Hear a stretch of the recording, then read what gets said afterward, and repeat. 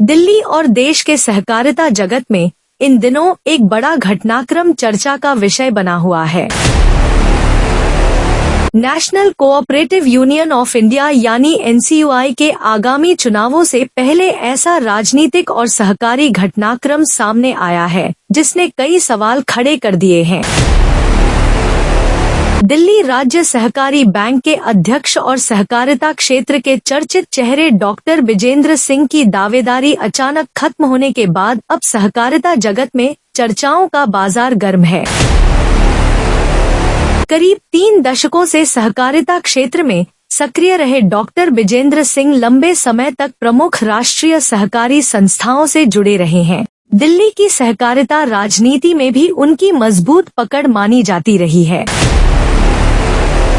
वर्तमान में वे दिल्ली राज्य सहकारी बैंक के अध्यक्ष हैं और सहकारिता क्षेत्र में लंबे समय से सक्रिय भूमिका निभाते रहे हैं। जानकारी के अनुसार NCUI के गवर्निंग काउंसिल यानी बोर्ड ऑफ डायरेक्टर्स के आगामी चुनाव के लिए नेफेड की ओर से उनके नाम पर सहमति बनने की चर्चा थी। बताया जा रहा है कि 15 मई को गुवाहाटी में हुई नेफेड बोर्ड की बैठक में उनके नाम को औपचारिक मंजूरी दिए जाने का प्रस्ताव एजेंडे में शामिल था। सूत्रों के मुताबिक बोर्ड बैठक सामान्य रूप से चल रही थी।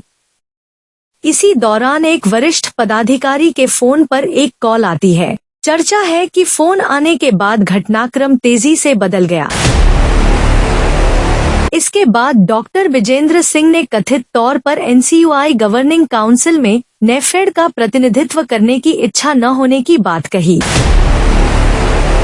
इस घटनाक्रम के बाद सहकारिता जगत में कई सवाल खड़े हो गए।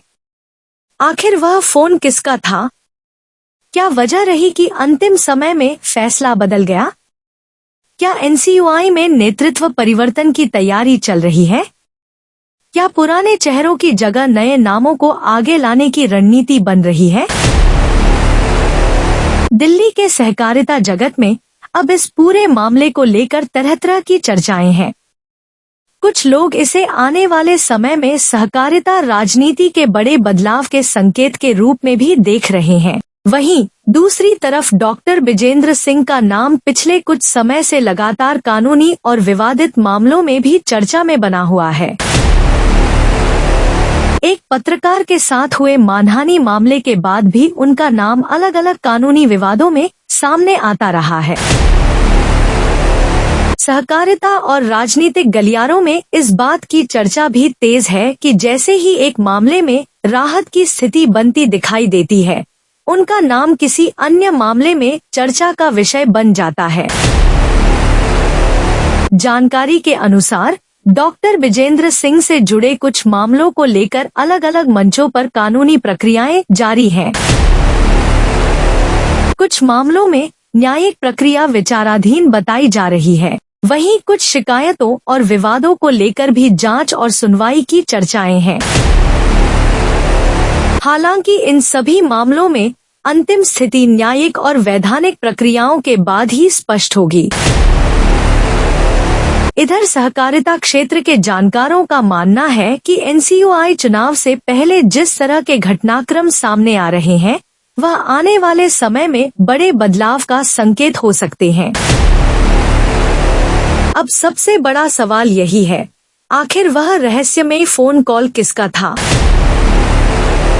क्या किसी बड़े दबाव में फैसला बदला गया? क्या सहकारिता जगत में कोई नया शक्ति केंद्र उभर रहा है? और क्या आने वाले दिनों में इस पूरे मामले से जुड़े नए खुलासे सामने आएंगे? फिलहाल पूरे सहकारिता जगत की नजर अब आगामी चुनावों और आने वाले घटनाक्रमों पर टिकी हुई है।